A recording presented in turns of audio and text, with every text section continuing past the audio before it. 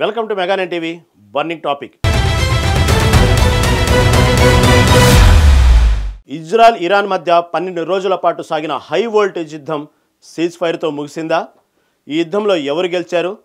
America అధ్యక్షుడు Donald Trump శాంతి స్థాపకుడిగా success అయ్యారా? June 13 నుంచి మొదలైన ఈ యుద్ధం మిడిల్ ఈస్ట్కు కుదిపేసింది. ట్రంప్ సీజ్ ఫైర్ ప్రకటించిన తర్వాత కూడా రెండు దేశాలు దాడులు చేసుకున్నాయి. అసలు సీజ్ ఫైర్ వెనుక కథ ఏం జరిగింది? ఇప్పుడు ట్రంప్కు నోబెల్ బహుమతి ఇవ్వాలా?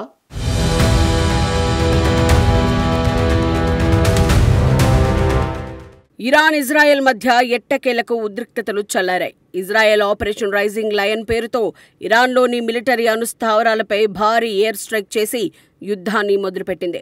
ఇరాన్ దీనికి ప్రతీకారంగా దాడులు జరిపింది.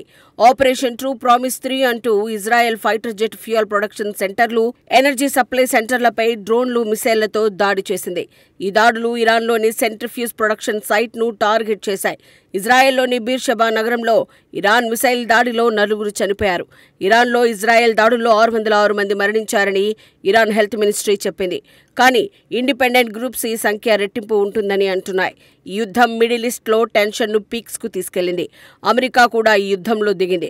జూన్ 22న ఆపరేషన్ మిడ్ నైట్ హామర్ అంటూ ఇరాన్లోని 3 కీలక అనుస్థావరాలు ఫోర్డో, నటాన్జా, ఇస్ఫహాన్లపై బాంబులు వేసింది. ఇరాన్ దీనికి రిటాలియేట్ చేస్తూ ఖతర్లోని అమెరికా ఎయిర్ బేస్ పై మిసైల్స్ వదిలింది. ఈ దాడులు యుద్ధాన్ని మరింత ఉధృతం చేశాయి.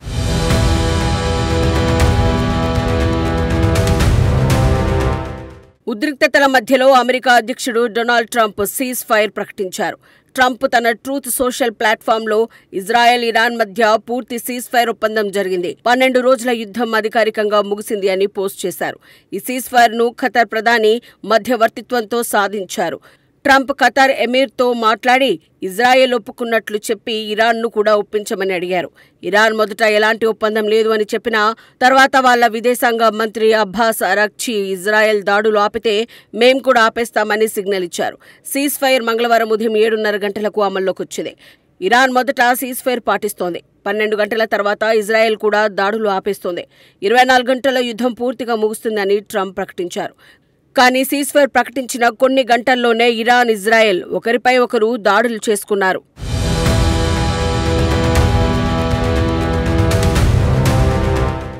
సీజ్ ఫైర్ అమల్లోకి వచ్చిన కొద్ది గంటల్లోనే ఇరాన్ ఇజ్రాయెల్పై మిసైల్స్ ప్రయోగించిందని ఇజ్రాయెల్ ఆరోపించింది. ఇరాన్ మాత్రం తాము ఎలాంటి దాడులు చేయలేదని చెప్పింది. ఇజ్రాయెల్ రిటాలియేట్ చేస్తూ టెహ్రాన్ సమీపంలో రాడార్ సిస్టమ్ను ధ్వంసం చేసింది. ఇది సీజ్ ఫైర్ ఒప్పందాన్ని వైలేట్ చేసినట్టు అనిపించింది. ట్రంప్ ఈ 2 దేశాలపై ఫైర్ అయ్యారు. ఇజ్రాయెల్, ఇరాన్ 2 సీజ్ ఫైర్ను బ్రేక్ చేశాయి. ఇజ్రాయెల్ బాంబులు వేసింది, ఇరాన్ కూడా మిసైల్స్ పంపింది. ఈ 2 దేశాలకు ఏం చేస్తున్నాయో తెలియదు అని ట్రంప్ ట్రూత్ సోషల్లో రాశారు. ఇజ్రాయెల్ ప్రధాని నెతన్యాహుతో ఫోన్లో మాట్లాడిన తర్వాత ఇజ్రాయెల్ తదుపరి దాడులు ఆపేసింది. ఇజ్రాయెల్ విమానాలు వెంటనే ఇరాన్ను విడిచి వెళ్లాలని స్ట్రాంగ్ వార్నింగ్ ఇచ్చారు.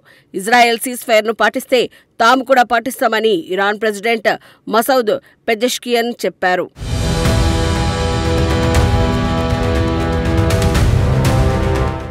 అయితే ఈ యుద్ధంలో ఎవరు గెలిచారన్న ప్రశ్నకు సమాధానం క్లియర్గా లేదు. తాము ఇరాన్ అణు సామర్థ్యాన్ని, మిలిటరీ లీడర్షిప్ను, బాలిస్టిక్ మిసైల్స్ ప్రోగ్రామ్ను బాగా డ్యామేజ్ చేశామని ఇజ్రాయెల్ చెబుతోంది. ఇరాన్ అణుస్థావరాలు పూర్తిగా ధ్వంసమయ్యాయని ట్రంప్ చెప్పారు. అయితే డ్యామేజ్ అసైన్మెంట్ ఇంకా పూర్తి కాలేదని అమెరికా అధికారులు అంటున్నారు.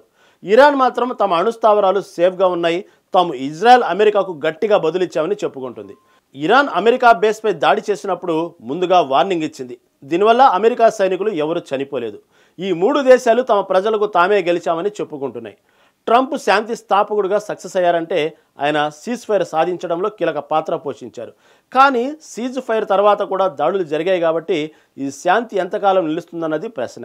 ట్రంప్ ఈ యుద్ధం మిడిల్ ఈస్ట్ను నాశనం చేసేది, కానీ తాము ఆపేశామని చెప్పారు. ఇరాన్ అణు కార్యక్రమంపై ద్వైపాక్షిక చర్చలు మళ్లీ మొదలయ్యే అవకాశం ఉంది. దీనికి Trump special envoy's team Witkoff నాయకత్వం వహిస్తారు. అయితే ఈ సీజ్ ఫైర్ చాలా ఫ్రాజిల్గా ఉందని, ఇరాన్లో అణు కార్యక్రమం మళ్లీ రెచ్చిపోతే యుద్ధం తిరిగి మొదలయ్యే ఛాన్స్ ఉందని నిపుణులు హెచ్చరిస్తున్నారు.